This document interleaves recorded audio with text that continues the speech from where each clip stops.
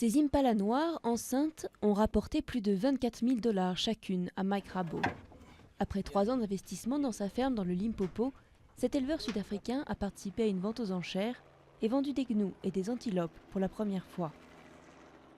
Aujourd'hui, il les capture pour les livrer à leurs nouveaux propriétaires.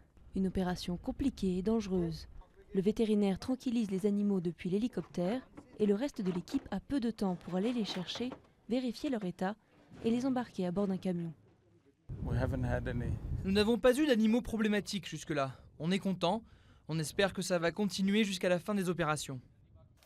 En Afrique du Sud, l'élevage d'animaux sauvages, buffles, antilopes et gnous, représente des dizaines de millions de dollars. Une industrie traditionnellement dominée par les fermiers blancs, car le régime de l'apartheid restreignait le droit à la propriété des Noirs. Aujourd'hui encore, difficile de se lancer sans un gros capital. Il faut des centaines d'hectares et des animaux avec des caractéristiques génétiques précises pour commencer un élevage. J'aide des communautés qui ont bénéficié de restitution de terrain à commencer des élevages.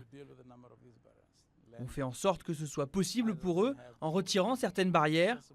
Quand ils n'ont pas de terrain, par exemple, on leur en prête, on apporte notre savoir-faire.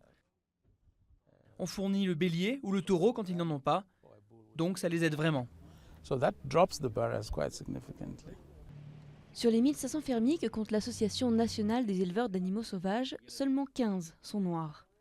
La gauche radicale sud-africaine demande à ce que les terres des Blancs soient redistribuées aux Noirs, ce qui inquiète certains éleveurs. Mais sans utiliser des méthodes aussi extrêmes, beaucoup sont convaincus que l'industrie a besoin de se transformer pour prospérer. Comme Peter, qui a aidé Mike à se lancer. C'est le futur de l'élevage, nous devons unir nos efforts pour que ça progresse. Ce n'est pas une industrie de blancs, c'est une industrie pour quiconque croit en son avenir. Dans un pays où le salaire moyen des ménages noirs est de 625 $ par mois, le vice-président sud-africain Cyril Ramaphosa avait suscité l'indignation en investissant dans cette industrie.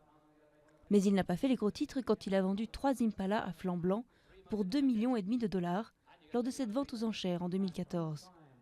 Un signe que l'élevage d'antilopes et de buffles génère désormais plus d'intérêt et de convoitise que de scandales.